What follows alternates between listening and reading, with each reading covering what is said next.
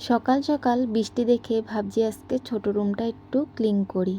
অনেক দিন হয়েছে ছোট রুমটাকে হাত দেওয়াই হয় না। তা হ্যালো এভরিওয়ান, আশা করি সবাই ভালো আছো। তোমাদের আশীর্বাদেও আমি অনেকটাই ভালো আছি। সকালবেলা বাসি ঘর দুয়ার ঝাড়ু দিয়ে নিয়েছি, দুয়ারে জল দিয়ে। তারপরে এই যে এখন চা আর ওই যে গতকালকে জিলাপি আর নিমকি ভুজিয়ে নিয়ে আসা হয়েছিল, সেটা দিয়ে আমি চা খেয়ে নিয়েছি। আজকে আর ছান করিনি, ভাবছি একবারে সমস্তটা চাপা চাপা করে তারপরে ছান করব। আর তোমাদের দাদা এদিক দিয়ে আজকে আর সারাদিন আসবে না, যেহেতু একটু বাইরে কাজে গেছে, তার জন্য ওর আসা হবে না। আস্তে আস্তে ধরো রাত্রেই আসবে।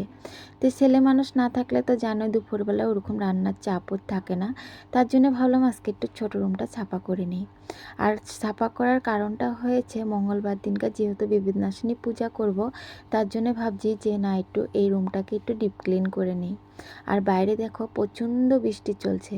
আর এই বৃষ্টি বৃষ্টি ওয়েদারে কিন্তু ঘর দুয়ারগুলো ছাপা করতে কেন লেগে গেছি, নাহলে যা রৌদ্র পড়ে এই রৌদ্রতে তোমার কোনো ঘর দুয়ার ছাপা করাতে দূরের কথা, রান্নাবান্নাও করতে ইচ্ছা যায় না। তাই ভাবলাম যে বৃষ্টি ওয়েদার, তার মধ্যে ঘরে ওরকম কাজও নেই, তাহলে আজকে এই রুমটাকে একটু হাত দেওয়া যাক।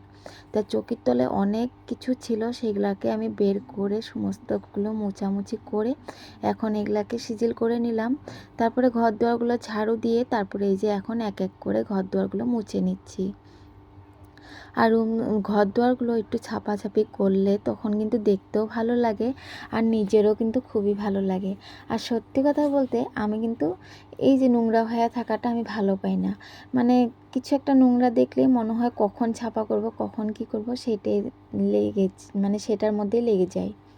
তো এদিকে ঘর দুয়ার তো ঝাড়ু দেওয়া হয়েছে, তারপরে এই যে এখন ঘর দুয়ারগুলো মুছে নিচ্ছি।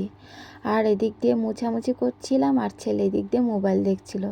বলছিলাম ওকে ছান করে নেওয়ার জন্য, ছেলে বলল যে মামি একটু পরে করব, তুমি এই ঘর দুয়ারগুলো মুছে নাও। তো এদিকে আমি ঘর দুয়ারগুলো মুছে নিয়ে ছেলেকে ছান করেও নিয়ে আসা হয়েছিল। আর এদিকে দেখো আমার রুম সুন্দর করে ক্লিন করে নিয়েছি। আর রান্নার বললামই, যেহেতু রান্নার ওরকম চাপ নেই, তো এদিকে আমি রুমটা ক্লিন করে সিধা চলে গিয়েছিলাম ছানে। স্নান করে সিধা চলে আসলাম। আসার পরে তারপরে এই যে এখন একটু নিজেকে সৌন্দর্য করে তারপরে এখন ঠাকুর পুজোটাও করে নিব। আর যেহেতু গতকালকেরই চিকেন আর অল্প একটু পোলাও ছিল, ছেলেকে গরম করে দিব, আর আমি একটুখানি সিদ্ধ ভাত করে খেয়ে নিব। এই ছিল আজকের আমার মিনি ব্লগ। যদি ভালো লেগে থাকে অবশ্যই আমার পাশে থেকো, আর সবাই আমার সাপোর্ট করো। আজ রাখি তাহলে, আবার দেখা হচ্ছে আর একটা নেক্সট ব্লগে।